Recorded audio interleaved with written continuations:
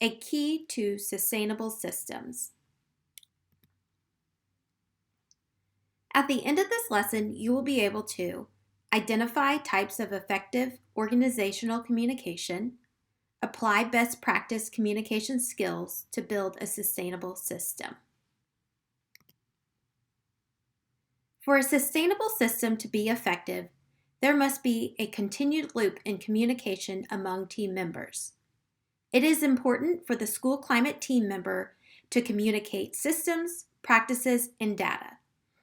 Team members must be open for feedback from stakeholders in order to implement a sustainable, positive behavior framework. Effective teams.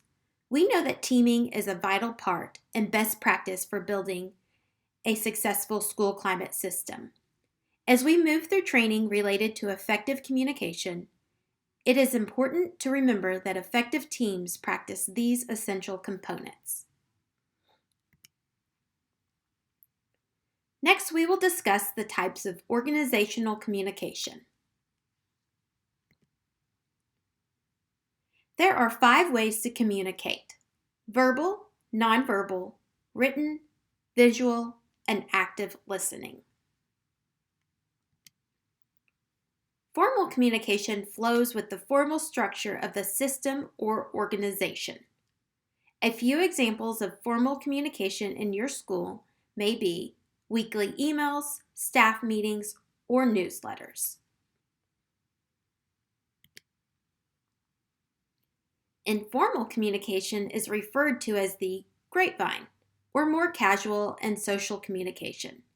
Examples of informal communication in your school could include person-to-person interaction, texting, or social media.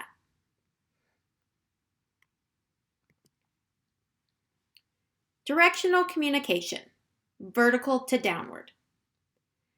Communication in the first place flows downward.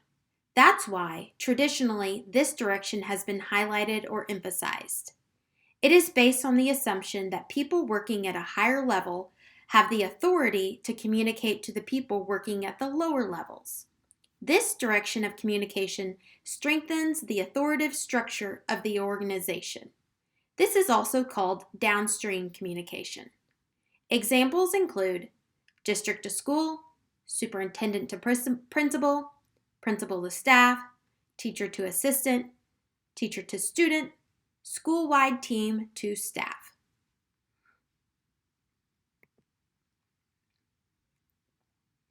Next, we will discuss directional communication, vertical to upward.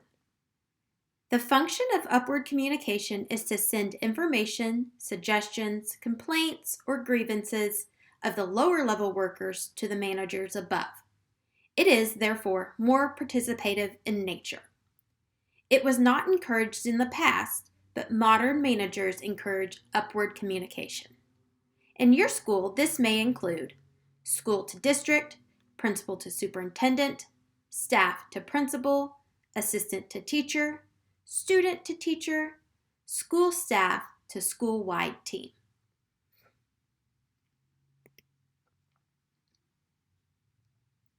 Next, we have horizontal communication.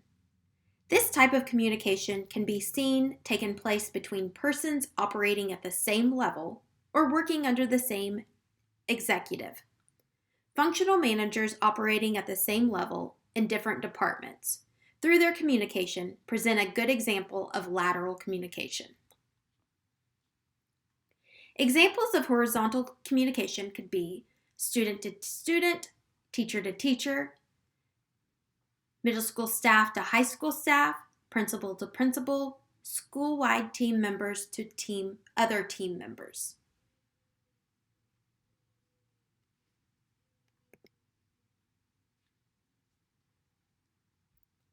Internal communication. This is when information is shared within your organization, school, or profession. Educational acronyms are great for people working in the profession and should be used appropriately when working with other disciplines or stakeholders.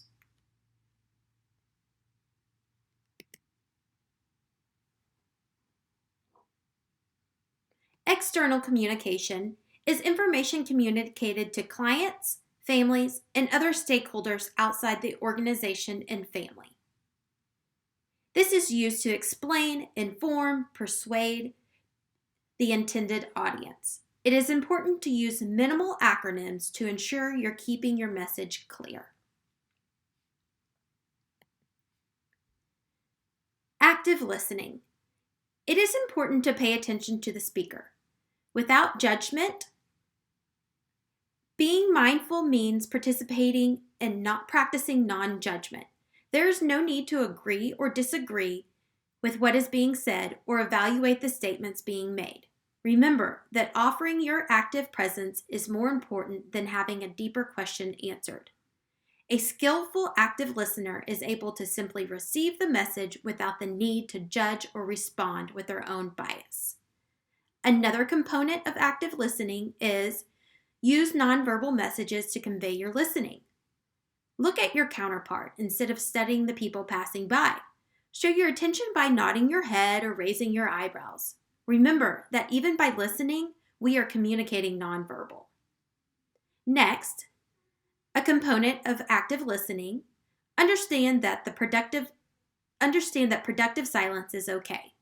Resist the urge to fill moments of silence. There are different types of silence. Respecting quiet moments can be powerful for deep conversations. It gives the speaker and the receiver a chance to reflect and continue with the process. So often we rush to fill the silence right before someone has a breakthrough thought to share. Finally, be willing to ask questions. When you finally do respond, try not to simply hammer your own point. Refuse the impulse to tell your story on the topic. Ask open-ended questions, such as, how do you interpret this? They are powerful tools to deepen a conversation and uncover hidden reasoning.